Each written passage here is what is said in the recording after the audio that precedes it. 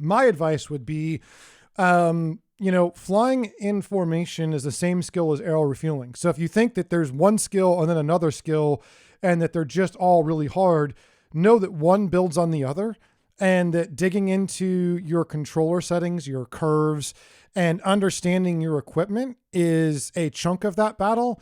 And then repetition is. So having enough time and effort to put in, a couple of nights a week is going to go really far.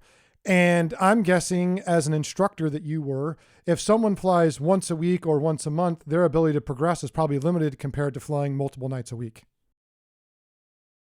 Yeah, we had certain students that, yeah, maybe I'd see them twice a month, and say their next thing they needed to do was go solo, right? Do their first solo for a private pilot license. And every time they would come in, it was the same exact notes that I saw myself that I'd written from the last lesson, right? Because they didn't have the opportunity to consolidate on that learning and affect a change in their skill set.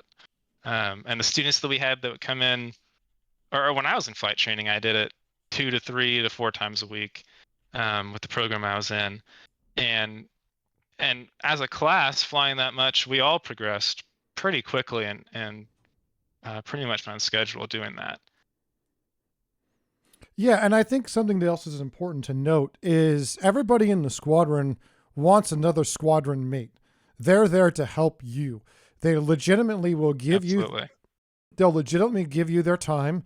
A lot of times there's documents and things to read that you can do on your own, but they'll go fly with you and do the most basic mission that might actually just be really redundant for them or overly simple, but they'll do it to help you. I've yet to find a squadron or a group who's going to complain about somebody who wants to train and learn and comes on a regular basis.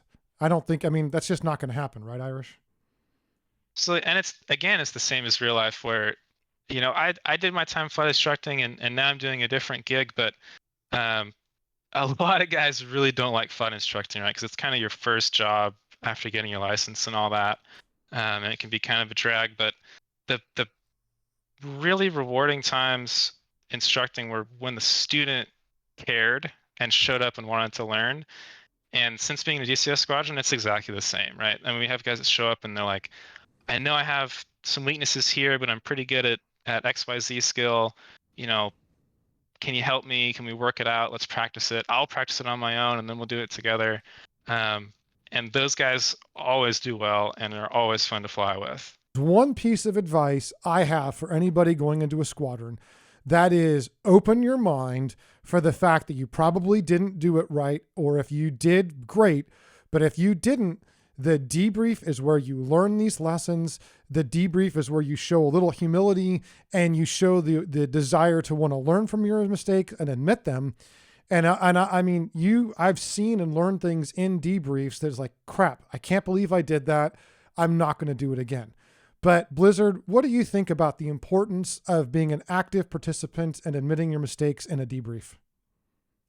I mean, so you think all the doctrine that the military has written, it's all written in blood, and like with all these mistakes that we make, it's just a video game. But at the end of the day, like just when we do debriefs in real life, if you don't open up your mind and kind of realize like the mistakes that you've made, you're just gonna start repetition. It ends up becoming a habit, and then when you go down range at a certain point, like that's gonna be your go-to, and then next thing you know, you're being sent back home for whatever reason. Uh, but if you would have just opened up your mind and taken the information that they teach you and like apply it uh, from that debrief, you'll never be put in that spot. And so bringing it back to like just a DCSism or like being a DCS or a sim pilot, like you just want to be able to have fun and fly the jet. So if I go out and do a mission that's going to be like a 3 hour long vol, uh, I don't want to get shot down an hour into my mission and then, have to close it out and then everybody else gets to have fun. So uh, that's just one example, I think, of why the debrief is so important. But then also, just trying to constantly improve yourself to get better every time. Well, it makes some context and you're going to want to have some pride in what you do, and to develop your skills, which means that there's something more at risk. And yeah, we're not going to die and it's a video game, but your reputation is a little bit on the line. And, you want to conduct yourself in a way that shows that, you're thankful for all the time that people have put in. But Irish, I'm sure you got a few thoughts on this. It's really funny debriefing with students and being the student debrief, because you have such blinders on when you are flying an airplane, real or sim, really. It has been a couple times where, so when I was flight instructing, I would have basically using the app for flight, which I don't know if any of you guys in the room are familiar with, but it's essentially it has your charts and your navigation equipment on it. And I had a tool that would track the aircraft's position and draw what they called like breadcrumbs, which is essentially a trail of where you'd been for the flight, kind of like what you can do in TAC-View. And you could see exactly where the student had flown and what they were doing. And you'd get guys saying like, "Oh, no, I wasn't turning over here. I was doing the maneuver just right over here." And you look at the trail from the flight, and you're like, I mean, here it is right here. Here's you flying the plane like you said you didn't. But they earnestly believe that. It's just the psychology of operating an airplane like that, and looking at yourself, self-reflection. You can only get that on the ground after the fact. And then I've had the same exact thing happen to me in a debrief. We're like, well, the airplane was at this speed and in this configuration. You're like, man, really? I don't think I did that. You pull it up, and yeah, there it is. There, you did that. And you have to take that step back, take a breath, and you're like, okay, I need to work on that. I need to. And it's funny you say that, because I've heard many times that when you get up into the jet, you leave half your brain behind, right? Yeah. Oh, yeah. Yeah. So, and I think another quick thing to talk about before we get into this TAC-View and the things we did to correct it, in the real world, if you're going to be a fighter pilot, you have years of training before you go do this. It's not a part-time thing. It's a full-time thing. And, you have obviously instructors who have been trusted to train you. And so, I think a squadron offers some of that and is going to advance your skills in a way nothing else will. But I think it's important to keep in mind that it's okay to fail. It's okay to screw up. This happens. This is what we learn from. Take pride in your abilities and do the best you can. But, no one's going to hate you or kick you out because you made an honest mistake. I mean, I think everyone's going to maybe get a laugh and enjoy it and recognize that laugh they're getting is probably because they made the same screw up you're doing, and they're laughing at themselves as much as you. Percent. That's a common occurrence, I would say. Especially when you have guys that, they've been playing DCS for a couple months, right? And they're looking for something else. I mean, it's just not, you can't compare directly. No. And, I've made everyone in this room I've made friends with in DCS. And, through my years of gaming, I've met amazing people. And to me, I love doing the teamwork and the skills, but the side benefit is making some cool friends. So I actually thank both of you guys for coming on here and discussing this, because I think it's a fun thing to do. Absolutely.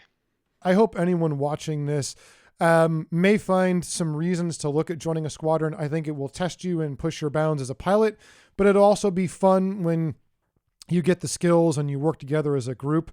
Blizzard, what would your final thoughts be on CAS, joining a squadron, and challenging yourself?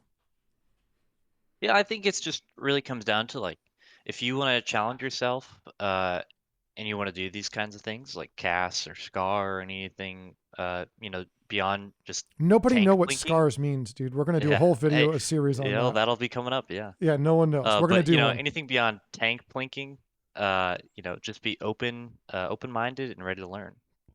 Absolutely. Irish? Hey, I like rippling JDAMs on static vehicles. But no. Even though that's Yeah, I not mean, there's Navy nothing like policy. there's nothing like flying with a squadron, and what I would say to anybody looking to join one is, look around. The squadrons out there, are on a whole spectrum. From their characteristics, their styles, how serious they take themselves. Find something that fits for you, right? Yep. You know, there's no one right answer. I struggled finding a group. I actually got, distraught and gave up for a while. I would say take as much time as you need to get to know the people, because you're going to be with them for a while. Really, it's a bunch of guys hanging out, right? At the end of the day. Like we are here, right? Very much. Exactly. Yeah. I would say one of my goals is to represent what it's like to be in a squadron.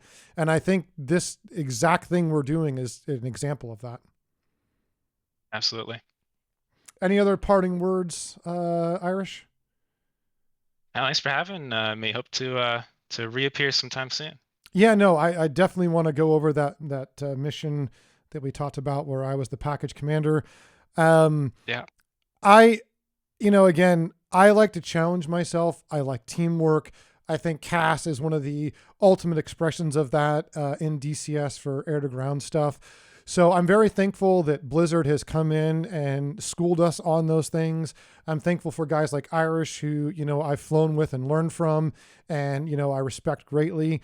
So I think that's going to do it for this episode. If you want to learn more about DCS and follow the DCS debrief, then join along with us, and we're going to get into more of these topics. Thank you, guys.